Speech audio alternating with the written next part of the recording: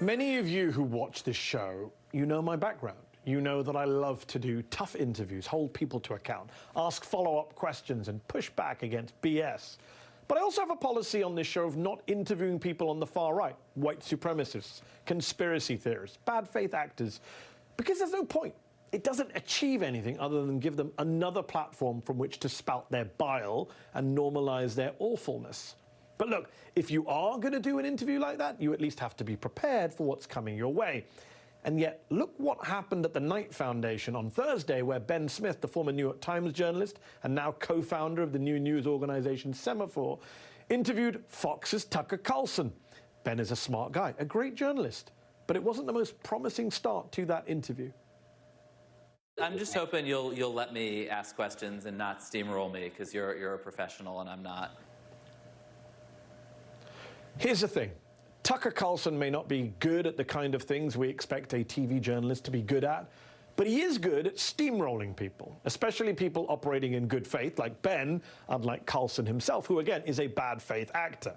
Look what happened when Ben asked Carlson to respond to a clip of the Fox host espousing, as he has done shamefully many times over the past year or so, the white supremacist Great Replacement theory.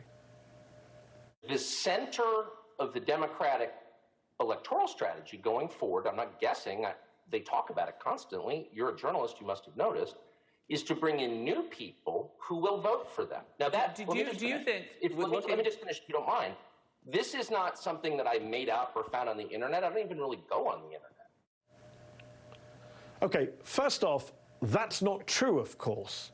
Carlson goes on the internet. Most of his show every night is dedicated to amplifying some lame right-wing meme or conspiracy. Just this past week, he was playing a viral video of a twerking Democratic state senator from the internet. Second, what you heard him just say is literally something he made up.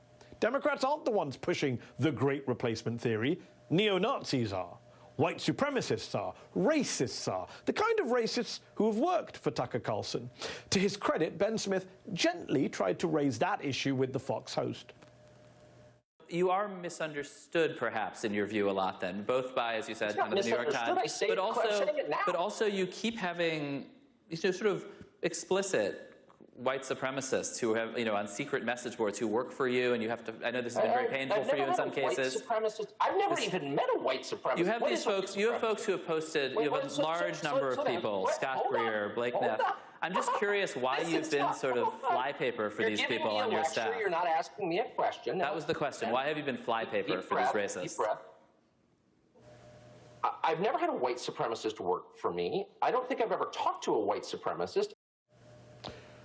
What you may have heard there in the middle of Carlson loudly talking over Ben and laughing weirdly was Ben mentioning Scott Greer and Blake Neff. Now, if I was doing that interview, I would not have moved on at that point. I would have asked Carlson to stop and address Scott Greer and Blake Neff. Greer, who resigned from the Daily Caller, a website founded by Tucker Carlson, after it emerged that he had said things like gender equality would, quote, allow for the continuing growth of non-white hordes in formerly white countries. Greer later apologized for those remarks. And of course, Blake Neff, who was a top writer for Carlson on his Fox show and who had to resign after it emerged that he had said awful racist things too, like suggesting that video games were one of the only things keeping black men from committing violent crime. In Neff's case, Carlson mildly condemned his chief writer's online remarks as wrong and having no connection to his show, but then also attacked Neff's critics as ghouls. There was a point in the interview when Carlson even went out of his way to say he was against Nazi ideology and racism. That was the moment. That moment that Carlson mentioned Nazis when I would have loved to have asked him, why is it that so many actual Nazis and white supremacists today seem to be such big fans of his? Does he repudiate and disown their support? But instead, he got to freely say stuff like this to his interviewer.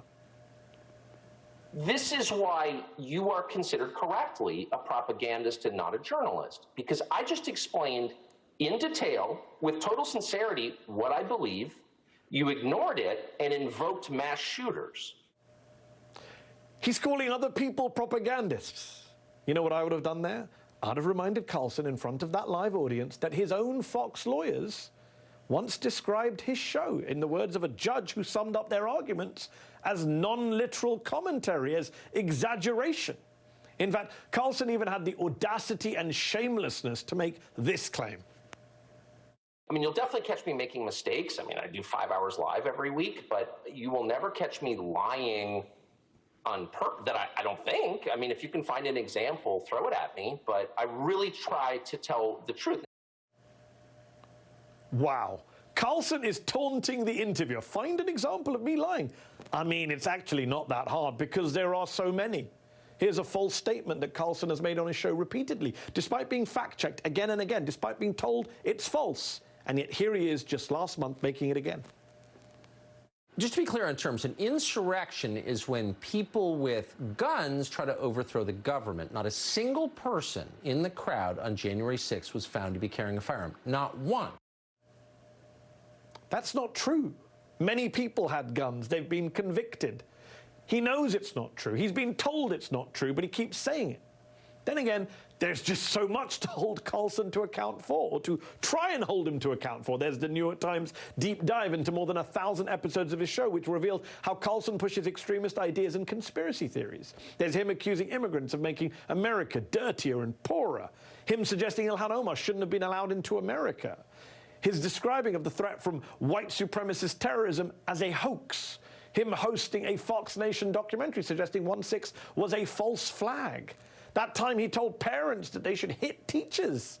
Or the time he hosted conspiracy theorist Mike Lindell and his big election lie. Or the time he claimed that getting vaccinated makes you more likely to get COVID.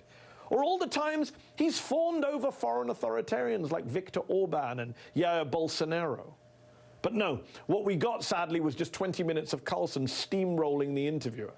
It was painful to watch, but hey, at least Carlson had fun. I appreciate, I'm glad you could join us. Thank you. That was fun.